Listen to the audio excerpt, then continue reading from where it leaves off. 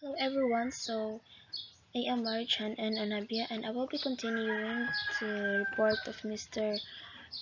Revan Rowley, and my part is to discuss the biography of the author.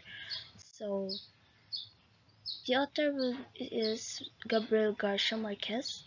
So this is Gabriel Garcia Marquez, born on March 6, 1927 in Aracataca, Colombia. He died on April 17, 2014 at the age of 87 in Mexico. So Mercedes Bartra, he is wife, and Marquez, he is a Colombian and Mexican. So Gabriel Garcia Marquez, he was a Colombian novelist, a short story writer, journalist, and screenwriter, widely regarded as one of the greatest writers of the 20th century.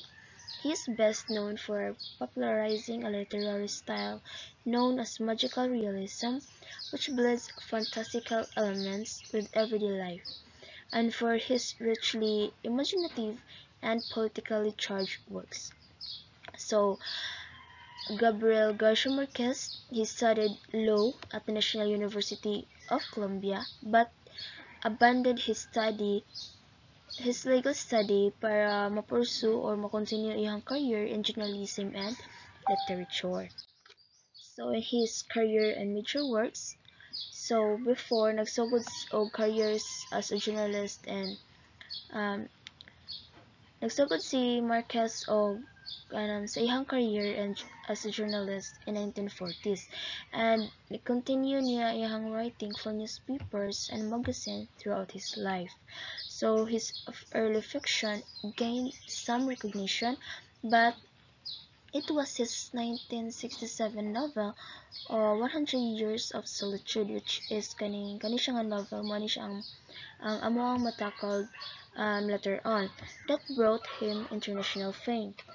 So, and these are the other notable works include Autumn of the Patriarch in 1975, Love in the Time of Cholera in 1985, Chronicle of Death Foretold in 1981, The General in His Labyrinth in 1989.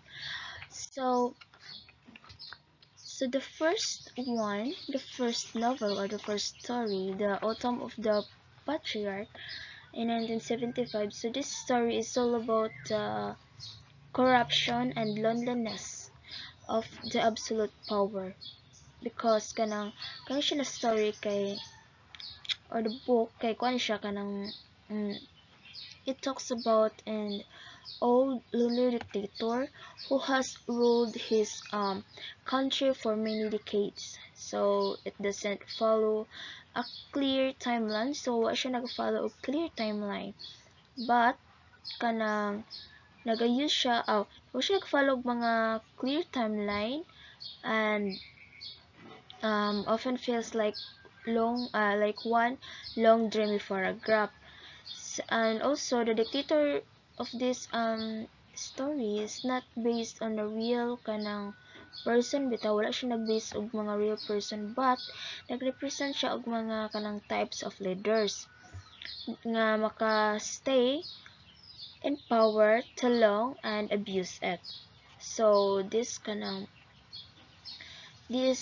story or this novel is all about the dictators became almost mythical figures. Also, how time, memory, and history can be twisted by those in control.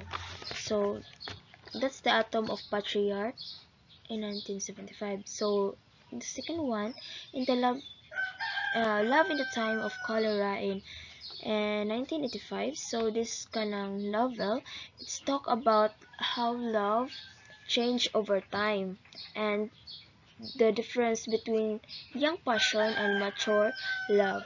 So it also how people hold on to hope even as they grow old. Because this kanang novel kanang kuwari siya it's all about unrequited love that last over 50 years, kay kanang namang isa ka man nga name og Florentino nga na-feel in love siya sa isa ka woman which named kanang Fermina. But kini si Florentino kay naminyo siya og lain kanang naminyo siya kanang lahiyang napakasilan, and pero even though kanang naminyo siya lain, kanang gahandom gyapon siya nga magkasila ni Fermina kay kanang dito lagi siya na in love, o kanang si Fermina ihang first love, so gusto niya nga magkadayon sila.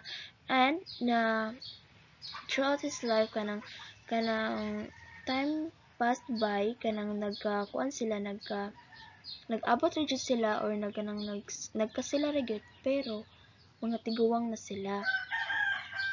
And the third one, the Chronicle of Death, ay The Chronicle of a Death foretold in 1981. So kani siya nga kanang novel, kay nagkuan siya kanang mo siya kanang true crime story bitaw nga sa isa ka small town nga knows kanang nakahibalo nga kanang man nga name og Santiago is going to be killed, but no one stopped it. So kanang siya nga story, kanang mo bitaw siya kanang kanang puzzle bitaw, o kanang puzzle nga gina piece by piece bitaw siya sa mga reader, og understand kung nganong nahitabo siya, o nganong kanang how and why it happened bitaw, kung nganong nahitabo siya, o nganong giunsa siya nga para ay kanang giunsa bitaw, unsa hinungdan nga nahitabo siya na bitaw, kanang gina piece by piece bitaw ang understanding sa mga readers. Kay kani siya good, it's all about kanang how society allows kanang violence to happen throughout its silence or inaction. Kanang kuan siya kanang as kanang the strange mix of faith, honor, and gossip in a small communities. Kani siya, it's kanang that was the story all about. And then the last one, the general in his Labyrinth in 1989. So this novel or story, it's talk about kanang disappointment that come after the great success. Kay kanang magud siya kanang novel, kanang it imagines the last day of Simon Bolivar, na siya ang kanang bida bitaw, and then the real life general who helped liberate South American countries from Spanish rule. So kani siya, it's all about how heroes became human when the glory fades bitaw, and then the meditation of death, legacy, and the loss of ideas. So that's the general in his Labyrinth all about. And then so that's all.